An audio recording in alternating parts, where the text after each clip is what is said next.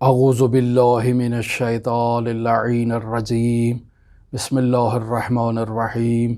الحمد للہ رب العالمین الصلاة والسلام علی اشرف الانبیاء والمرسلین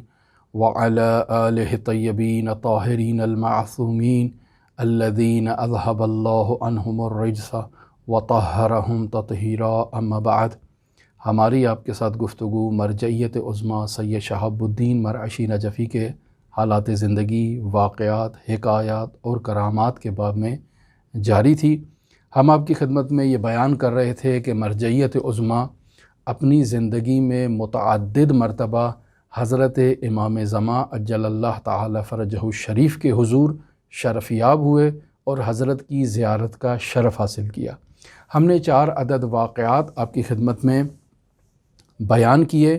اس کے علاوہ متعدد واقعات آیت اللہ مرعشی نجفی کی امام زمان سے ملاقات کے متعلق بیان ہوئے ہیں، جنہیں آپ کتابوں میں تلاش کر سکتے ہیں۔ من جملہ واقعات قم المقدسہ کی عظیم الشان مسجد، جس کا نام مسجد جمکران ہے، اس سے متعلق بھی واقعات موجود ہیں۔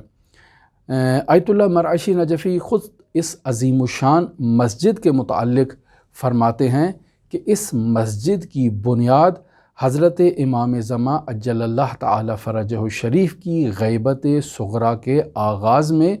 رکھی گئی۔ اس مسجد 3 نام آیت اللہ مرعشی نجفی فرماتے ہیں اور فرماتے ہیں تاریخی دستاویزات کی روشنی میں اس مسجد کا نام مسجد جمکران ہے،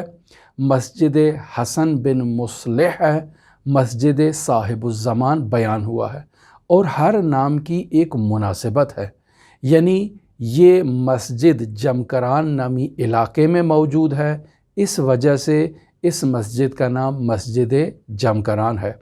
اس مسجد کی تعمیر میں حسن بن مصلح نے کردار ادا کیا ہے، اسی وجہ سے اس کا نام حسن بن مصلح نامی مسجد کے عنوان سے بھی مشہور ہے۔ اور چونکہ اس مسجد میں متعدد مرتبہ حضرت امام زمان عجل اللہ تعالی فرجہ الشریف کی زیارت ہو چکی ہے، اس وجہ سے اس مسجد کا نام مسجد صاحب الزمان مشہور ہوا ہے۔ پھر آیت اللہ شہاب الدین مرعشی نجفی اس بات کا بھی ذکر کرتے ہیں کہ شیخ المحدثین شیخ صدوق رحمۃ اللہ علیہ نے اپنی کتاب مونس الحزین میں اس مسجد کی تعمیر کے واقعے کو تفصیل سے ذکر کیا ہے، اور پھر اس مسجد کی فضیلت کو بھی اس کتاب میں بیان کیا ہے، اور پھر بعد میں خود شیخ صدوق رحمۃ اللہ علیہ نے اس مسجد کی تعمیر میں اپنا کردار بھی ادا کیا ہے۔ شیخ صدوق کے بعد صفویہ دور میں بھی اس مسجد کی تعمیر ہوئی اور توسیع ہوئی، اور اس کے بعد زعیم حوزہ علمیہ قوم مرجعیت عظمیٰ شیخ عبد الکریم حائری کے زمانے میں بھی اس مسجد کی تعمیر اور توسیع کی گئی، اور اس کے بعد پھر انقلاب اسلامیہ ایران کے بعد اور انقلاب سے پہلے خود شہاب الدین مرعشی نجفی کے دور میں بھی اس مسجد پر کام جاری رہا، اور اب الحمدللہ یہ مسجد ایک عظیم الشان مسجد میں تبدیل ہو چکی ہے۔ دور دراز سے زائرین اس مسجد میں آتے ہیں، حضرت صاحب العصر والزمان سے توسل کرتے ہیں۔ مرجعیت عظمیٰ سید شہاب الدین مرعشی نجفی فرماتے ہیں کہ 40 بدھ کی راتوں والا جو وظیفہ انہوں نے مسجد سہلہ میں کیا تھا، وہی وظیفہ متعدد مرتبہ وہ اس مسجد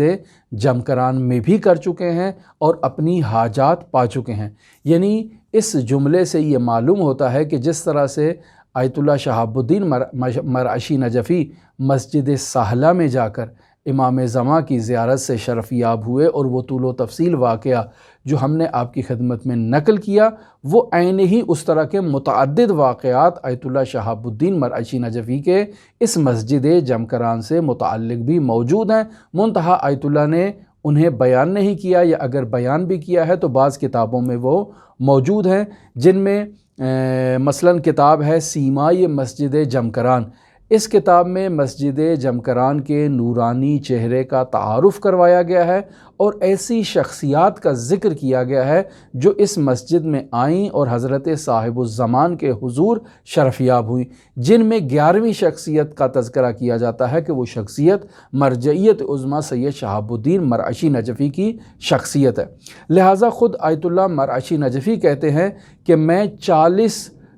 بدھ کی راتیں اس مسجد جمکران میں آیا ہوں اور یہاں میں نے اپنی حاجات لی ہیں، لہٰذا اس میں کسی قسم کے شک کی گنجائش نہیں ہے کہ یہ مسجد خداوند متعال کی برکات کے نزول کا ایک بہترین مقام ہے اور مسجد کوفہ اور مسجد سہلہ کے بعد حضرت امام زمان عجل اللہ تعالی فرجہ الشریف سے ایک منسوب مقام ہے، لہٰذا اسے کسی قسم کی جو ہے وہ کم اہمیت نہیں دینی چاہیے، اسے اہمیت دینی چاہیے اور اس کا اسی طرح سے احترام کرنا چاہیے جیسے ہم مسجد کوفہ کا کرتے ہیں اور مسجد سہلہ کا کرتے ہیں حضرت امام زمان عجل اللہ تعالی فرجہ الشریف سے توسل کے باب میں۔ پھر اس کے علاوہ متعدد مرتبہ یہاں آیت اللہ مرعشی نجفی کو خلوت اور جلوت میں مشاہدہ کیا گیا ہے کہ وہ آتے تھے اور آ کر یہاں راز و نیاز کیا کرتے تھے، اس مسجد کی تعمیر اور توسیع میں اپنا کردار ادا کیا کرتے تھے، چونکہ مرجعیت عظمیٰ کو یقین تھا کہ یہ مسجد شیعیان حیدر کرار کا ایک مقدس مقام واقعہ ہوگی اور ثابت ہوگی اور یہاں سے شیعیان حیدر کرار اپنی مشکلات کو حل کریں گے۔ آیت اللہ مرعشی نجفی نے 37 سال قبل اس مسجد سے متعلق ایک واقعہ نقل کیا جو ایک سید جلیل القدر سے متعلق ہے۔ یہ واقعہ خود آیت اللہ کا اپنا واقعہ ہے، لیکن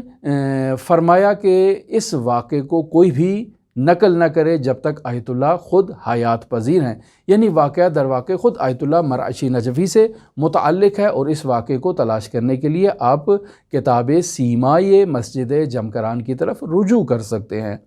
میں آپ کی خدمت میں ایک اور واقعہ نقل کرنا چاہتا ہوں، چونکہ امام زمان سے متعلق متعدد واقعات میں آپ کی خدمت میں نقل کر چکا ہوں اور آیت اللہ مرعشی نجفی کی یہ شہرت تھی کہ وہ اکثر امام زمان کے حضور شرفیاب ہوا کرتے تھے، ان کی زیارت کیا کرتے تھے۔ یہ ایک معروف واقعہ ہے، یعنی آیت اللہ مرعشی نجفی امام زمان سے رابطے میں رہا کرتے تھے اور ان کا رابطہ اسی نوعیت کا تھا جسے ہم آپ کی خدمت میں ان 4 گزشتہ واقعوں میں تفصیل کے ساتھ بیان کر چکے ہیں کہ واقعہ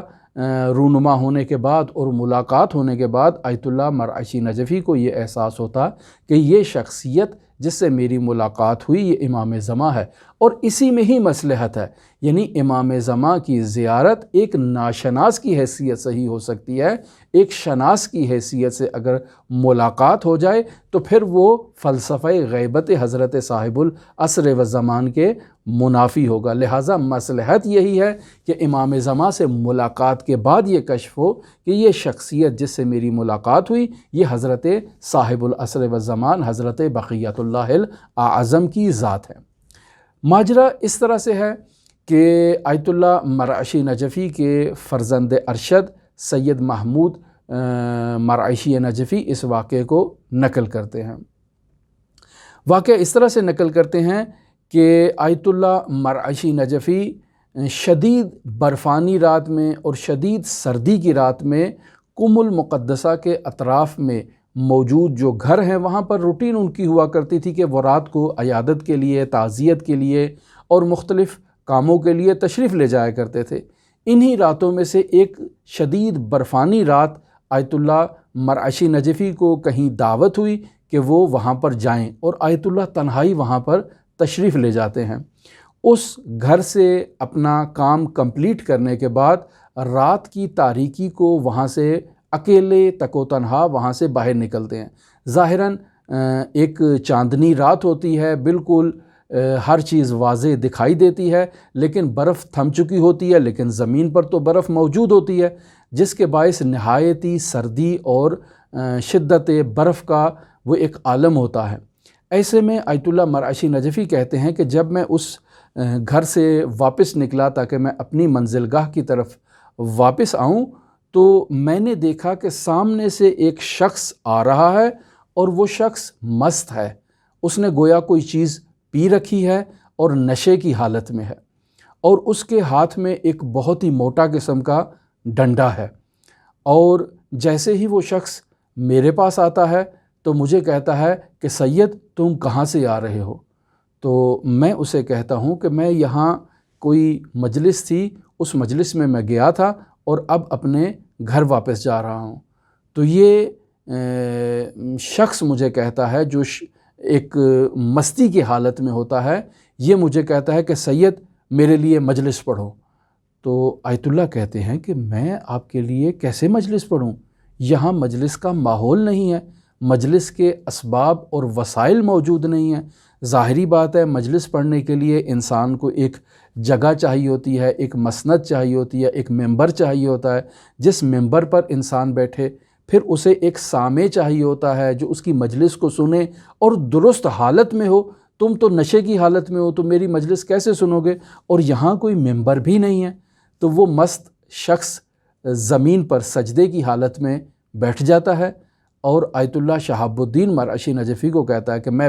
ممبر کے طور پر بیٹھ گیا ہوں، آپ میری پشت پر بیٹھیں اور حضرت ابا عبداللہ الحسین علیہ السلام کی مصیبت کا ذکر کریں۔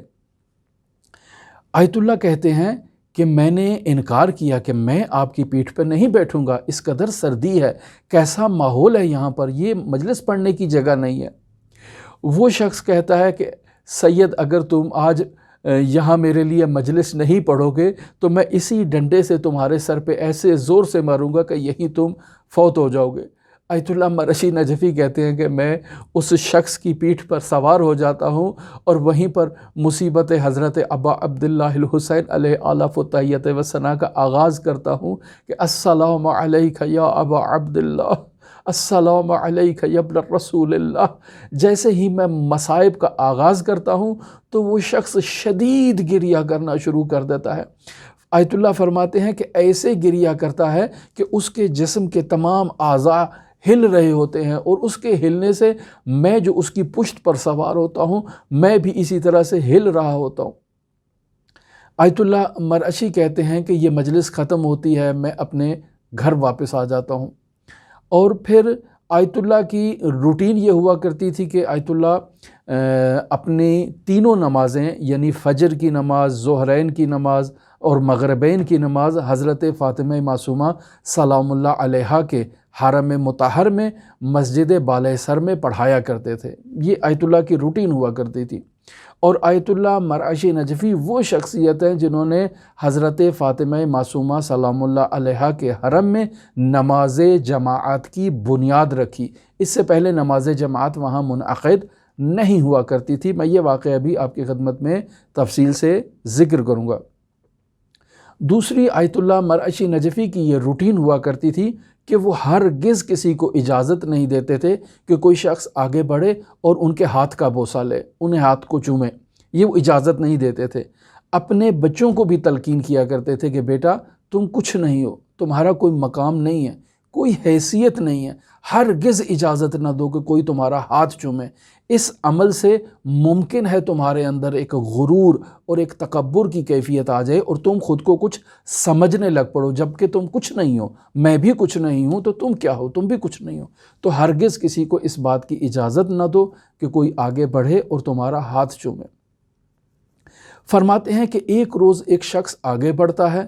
اور زبردستی آیت اللہ مرعشی نجفی کے کبھی ہاتھ چومتا ہے، کبھی پاؤں چومتا ہے۔ آیت اللہ اس کو اپنے سے دور کرتے ہیں لیکن وہ پھر آگے آ جاتا ہے اور آیت اللہ کا ہاتھ چوم رہا ہے، پاؤں چوم رہا ہے اور آیت اللہ کی بہت عقیدت کا اظہار کر رہا ہے۔ آیت اللہ ناراض ہو کے کہتے ہیں کہ تم میرے قریب نہ ہو، مجھے بتاؤ تمہیں کیا کام ہے، تمہیں کیا چاہیے مجھ سے، بس وہ مجھے بتاؤ، میرے ہاتھ پاؤں نہیں چومو۔ بہت ناراضگی کی حالت میں وہ شخص کہتا ہے کہ آیت اللہ آپ کو یاد ہے کہ ایک روز آپ نے میرے لیے مجلس پڑھی تھی وہاں پر جب میں ممبر بنا تھا، اور آپ میرے اوپر بیٹھ کر حضرت امام حسین علیہ آلاف و تحیت و ثنا کی مظلومیت کا ذکر کر رہے تھے۔ میں وہی شخص ہوں،